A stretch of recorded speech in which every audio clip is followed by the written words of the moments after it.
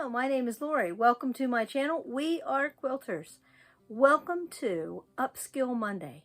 We have been working on an embellishment series for quite a while, and the month of February is review and sort of compilation. We are taking some skills that we have talked about in the past, and we are combining and making them into other blingy things. I hope that you enjoy this very quick episode, and at the end, after a little bit of instruction, I will share with you some 15-inch blocks that have already been blinged out a little bit by other people that were in a group with me. So let's get started. Last week we did combo blocks starting with a button or snap in the middle, and then beads, and then embroidery and a different type of embroidery on out. And they turned out pretty well. And I marked them ahead of time, a rough circle out around with the friction pen. And at the time I said, oh, I don't care if it comes off. Well, it did on all of them. So I'm going to continue, but this week I tested with a friction pen. I have another block that we did a while ago with this buttonhole, or you can call it blanket stitch, whichever you prefer. Buttonhole is really closer together if you ask me, but we are going to do a buttonhole combined with lazy daisy and a little seed bead. Would you like to see what I'm talking about for today? And I will give you some basic instructions. So here is my sample of buttonhole stitch or blanket stitch in a wave, and then I put some lazy daisy leaves and lazy daisy petals and a contrasting bead. I think that turned out adorably. Now, when I started, I was thinking, oh my goodness, I don't like this at all. And I put the petals on last and the bead on very last. And I was thinking, it just doesn't look right, but it is very cute when it is all together. So this is the treatment that I am going to use today. Now, to make my wave so it was a little bit consistent, I took a piece of freezer paper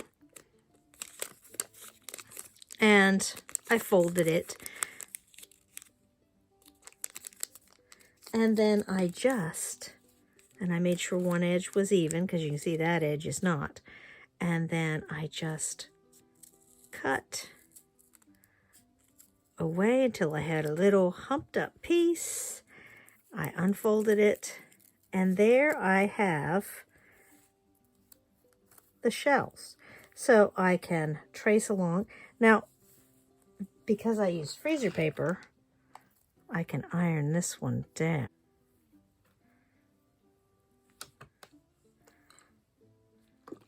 And it will stay for a moment for me to draw it on. I also made a different one with cardboard on the back, but I put my freezer paper right on the cardboard, so it's a little sturdier. But it doesn't, and when I did the white ones, I just sort of eyeballed it and freehanded it. I did not draw anything on this one. So, but this takes longer if you're doing it that way. This becomes a no-brainer process when you mark it. So, I'm just going to draw my line with the friction pen. And I'll reuse this again. And I'll draw my line here. And that will give me something to aim for so that I don't have to think about how big I'm going to make those. And I can pull this off. And there is my piece ready to put the buttonhole stitch on. Hang on a second. Let me get a needle and some embroidery floss so I can get started. I'm going to pull out this scrap of green. This would be a great place to use something. This one's a heavier weight well, no, it might not be. This would be a great place to use something like this too. I think I'll set that out. maybe I'll use some of that. So let me talk about needles, because I have been using one that the eye was rather small, and I got to thinking, I have to have a needle that is not so big. I mean, this one is big, and it has a dull point. It's more of a cruel needle, but I have to have one, and this one is a Millennium Collection. And it had all kinds of things. I know I bought this at a yard sale. I know I did not pay $6.50 for it. Let me see if I can find a needle that is sharp. See, this one is sharp, but it has this huge eye. I want one that's like a medium length, like that, and has a decent size eye. So I don't have to, A, use a needle threader, or B, drive myself crazy trying to thread the needle. So I already have a scrap piece here that is, and make sure it is 3 strands.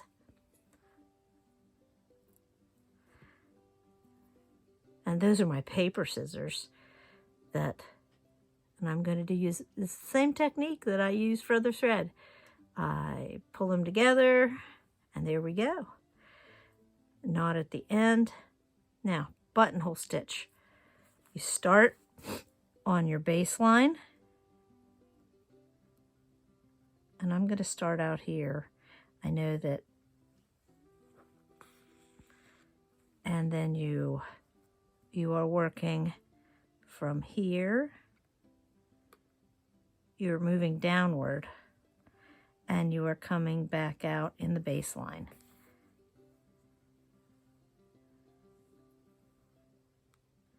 Go to your top, come to your baseline. And of course your loop is to the left if that's the direction you are working. Sometimes directions for embroidery say work from this way to this way, and sometimes I just cannot get things going in the direction that they suggest to work. So you'll notice I'm not using a hoop at the moment. I do sometimes use a hoop, but sometimes I don't. And with these blocks, sometimes it becomes difficult to use a hoop because there are beads or buttons or other things in the way of where the hoop goes. So you see how quickly this goes when you have 2 lines to work on. You don't have to worry about hitting the baseline. You don't have to worry, because you can see it.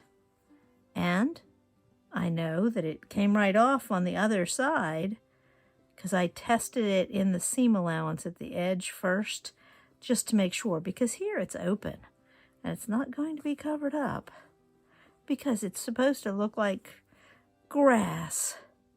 I'm out of thread, so I have my loop. I pull it like I would, just like I was going to do another one, and I go down through on the outside and fasten it in. Then when I start a new one, I'm going to start in that same place inside so that you cannot tell. I'm going to run it behind a couple and then thread it through itself. And one more time through, because I never trust things like that. And then I'm going to cut it off and start a brand new piece of, oh, those invisible threads, sometimes they're still there. Start a brand new piece of embroidery thread right there.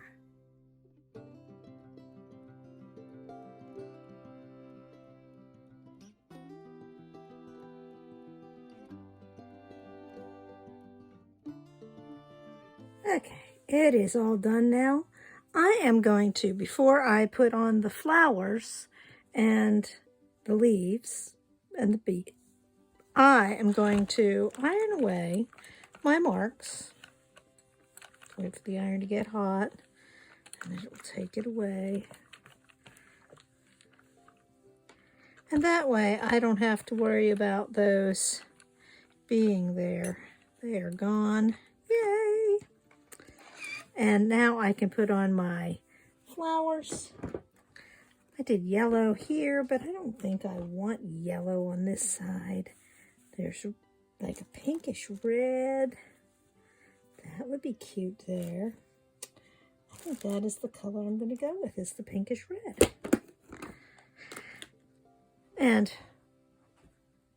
oh wait, I need more of that green to do the leaves, don't I? Unless I want to use a different color green, which would be all right too. So I'm going to put leaves. And you see that at every tall spot, I put 2 leaves. And I did that before I put the petals, because it doesn't take much. We've done Lazy Daisy. It's one of the cutest, easiest stitches to do. Let me separate this out. I am using 3 strands. And sometimes separating them out is fun, because they get tangled and they want to knot. You might hear, I hear the chainsaw has stopped for the moment. You might hear some of Dan playing with the chainsaw outside. When he's not doing cross stitch, his other hobby seems to be firewood. And even though I love the heat from firewood, since we don't heat our house with it, I very rarely play with him when it's firewood time. So on the ups, 1, 2, 3, and I'll probably put 1 there,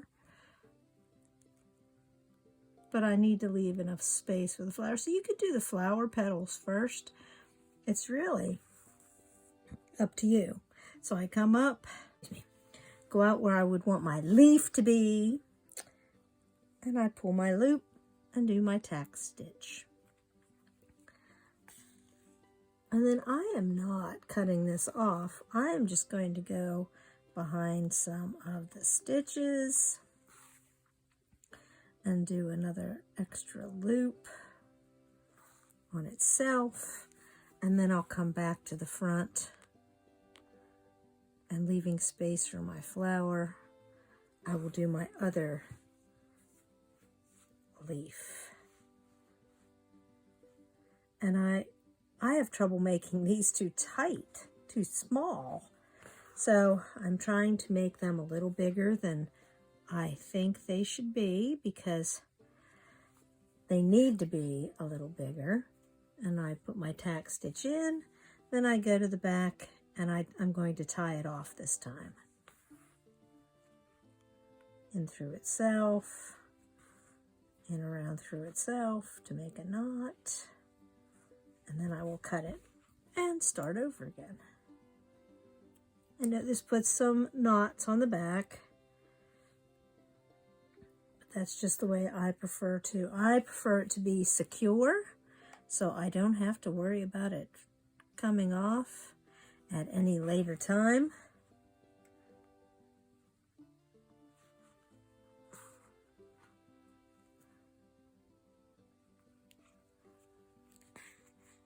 Wow, those petals are those leaves are almost touching. I did make this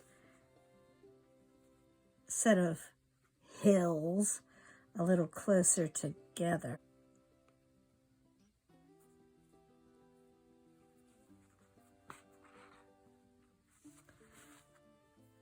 So you can make your spacing whatever you want it to be, however densely you want it to fill in.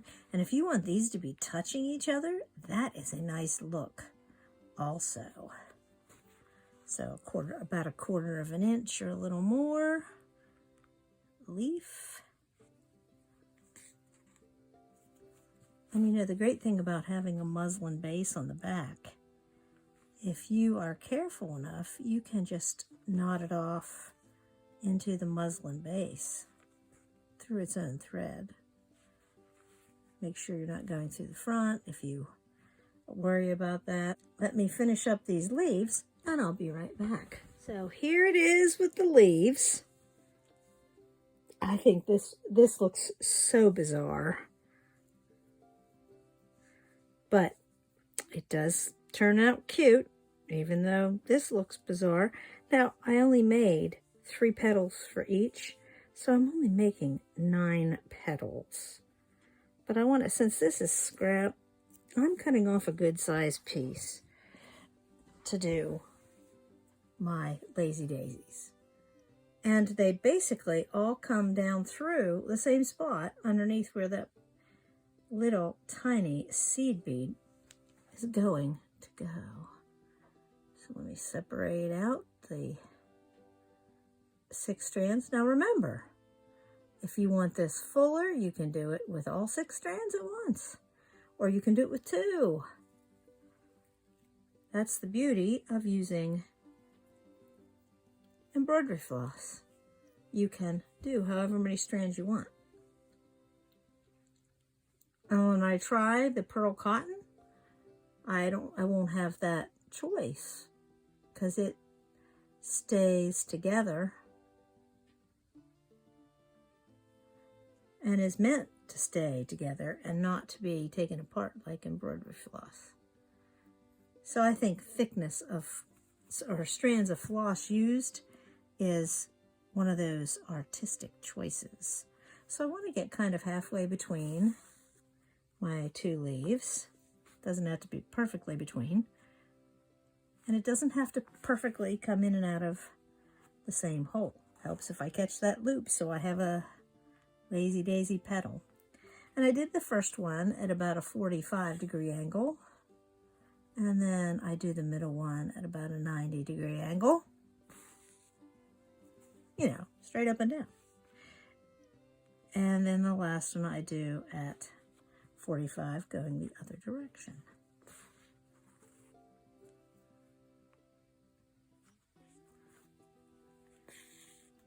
And that odd number is somehow visually pleasing. And if you didn't want to do a seed bead, you could put a French knot there. That would work. A French knot would be fantastic right there, if that's what you want to do. And again, I'm tying off at each flower so I don't have to have the thread go as far. I know that seems excessive, but we don't want big threads everywhere either. And we don't want super huge knots. So let me,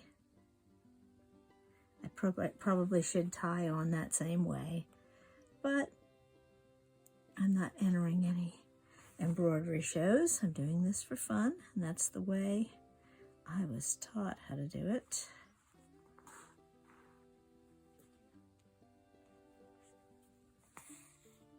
And I'm almost done with the second flower. See how quick this goes? And it's not because I have tons and tons of practice either. You saw my practice piece. There it is.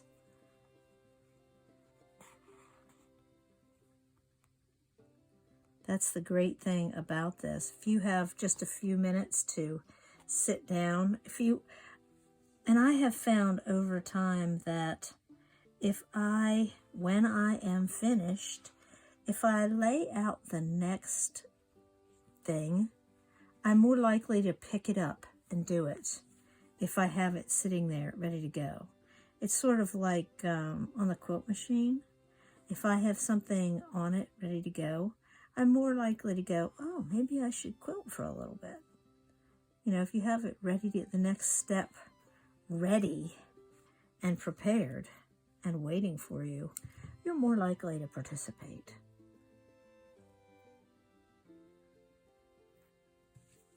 And the last flower. And so I did put that leaf there, that extra leaf, so it didn't look like I was just not completing the pattern, or it would look awkward a little awkward either way.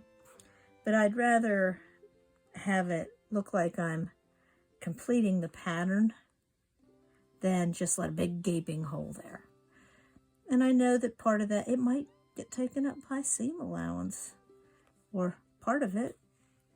It'll be all right either way. It will. sometimes imperfections make things look perfect.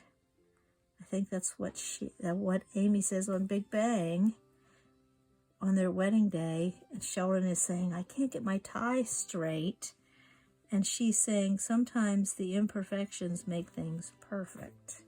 And boy, isn't that true about all of us as human beings.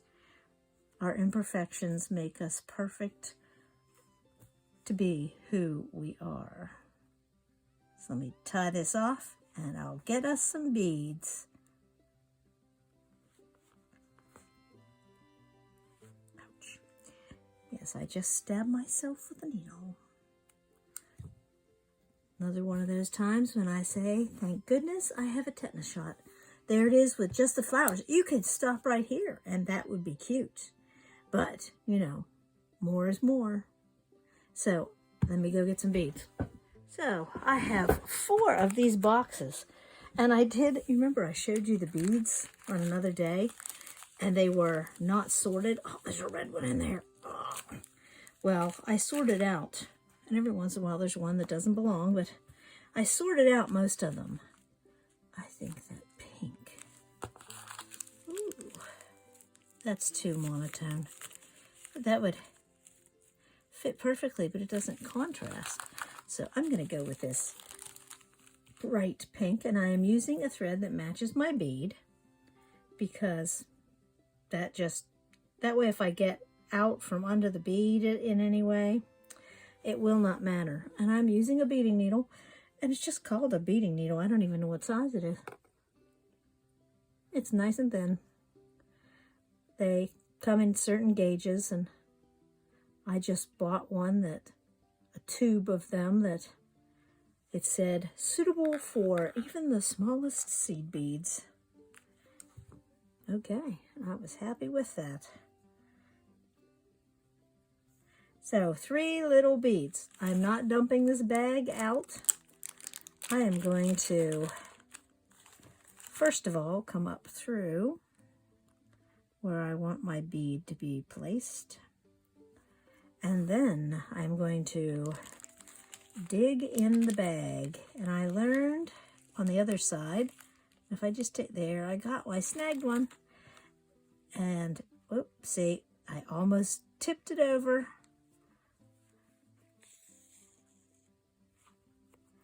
And there we have a seed bead. That doesn't have a hole. Well, it has enough contrast. It's cute. Got to give it a little time to set in your brain. And each time, because I'm not setting any speed records, this is supposed to be relaxing. So I'm taking my time and tying on and tying off, and it'll be all right. It will be all right. And if I don't think 1 seed bead is enough, I could put 2 there.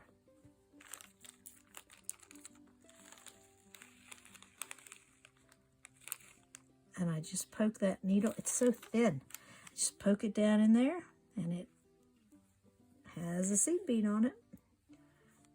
Perfect.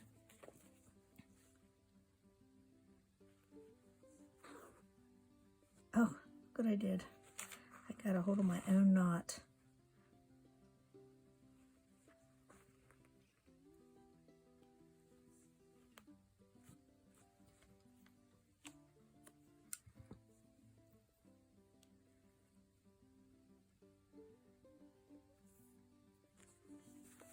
These poor, pathetic scissors. Someone left them in my classroom one year at the end of the year, and I kept them on my desk and used them. Nobody ever came back looking for them, so after 20 years, I claimed them to be my scissors. Sometimes those little beads fall off your needle when you're digging in the bag. Oh, there's 2. I only need 1. Like I said, you could put 2 there. It would be all right. It would just look bolder. And there is the last one. And there it is. All finished and cute It has on both sides. Now, you don't have to do on two sides. You could just do it on one. This evening, while I'm watching TV, I'm going to make some more of these blocks. I showed you on Friday the blocks that I had in mind to work with. And so I'm going to make some more of these. And I will show those to you on Friday. I hope you enjoyed this portion of the show. Now it's time to move on to show and tell. Yay! Here we are. 15-inch block number 1. Let's take a look at all the things that, and this one is very fancy fabrics. This is like a crushed velvet and satins. This looks like a water silk. So, and this is just the opposite, the piece, same piece turned over, same piece of fabric. So somebody put a nice button there. And this looks like it needs something in the middle, like a button. Maybe I'll come back to that, but it's the lace, almost, it looks like a flower. So it needs a button to finish it off. And then somebody did 7 buttons together to make a sort of flower, and then an embroidered flower with some beads added to it. And I love that they added this silver ribbon. And then this. Isn't this fantastic trim? And it moves. Now you could fasten that down if you wanted to, because I can see there's a seed bead on the end. And I see that this is a little bit loose. So I need to, before I put this away, I need to secure that a little better because it is loose. It doesn't seem to be loose on that side, just right there. So I don't want any accidents to happen. So, oh, I forgot to, over here we have the heart and the little extra added ribbon rows and little leaves, plus some pearls that are the kind that are in the strand, and then you just stitch every other one or every one over the thread. You kind of couch it, if you will. Another thing of trim. Oh, and they did 5 beads and under, 5 beads and under, and they did a pattern with the beads, or 6 beads. Sometimes they have 5, sometimes they have more. The whole way across that seam. Very nice. And then we have some gold trim, and they also did some 3 beads and a roquille bead, 3 or 4 beads and a roquille bead to make a pattern. I don't know if you can see that very well or not. This one is very fancy and elegant. Let me stop for a moment and fix this before I put it away and I forget. You ready for this one? Let's take a quick look. Ah, look at that. It looks like Christmas kind of threw up on this one. So I love the fabrics here. When I made this block, I had this velvety stuff that had snowflakes on it and sequins. So that's the way that fabric started out. And then this is like a polyester mess out here. And then some Christmas fabric and some just black to trim it out. And it looks like there's a fine print there too. So in the center, somebody added a lace flower and a huge yo-yo with some pearls around it and a button. And then this lovely green trim against that red. That is, and it's so elegant looking. And this fan, this looks like lace made on an embroidery machine. And then they added some roses and some trim and some pearls. Very cute, like wedding thing. And here also they made a bow and had a rose in the center. And then they added some trim. It's like lace folded over, and then ribbons, or not lace, ribbon folded over with ribbon sewn on it, and then a bead every so many spots, equidistant. Some nice gold ribbon and some ribbon flowers. But those are very simple. Looks like they came prepackaged, but those would be very simple to duplicate. a ribbon flower like that. Ideas, ideas. And then some fancy trim. And more fancy trim. Some clear beads. Those are fairly good sized beads, but they're plastic. They're washable. And then a piece of rickrack with some gold beads added on one end for a blingy accent. So it doesn't take, oh, and I forgot to mention the lace angel. Let me see if that is sewn on, or if that is sewn on. That was one that came pre-made. Maybe somebody made that on an embroidery machine also, because it is possible to make things like that on an embroidery machine. But this one was sewn on after the fact. So very nice work from the people who were in my group. And I hope you are enjoying looking at these blocks. I will see you on Wednesday. That is all I have for today. I will see you on Wednesday for Build a Block. And we are building another block, a filler block, for the Study in Scarlet. Thank you very much for watching. See you later.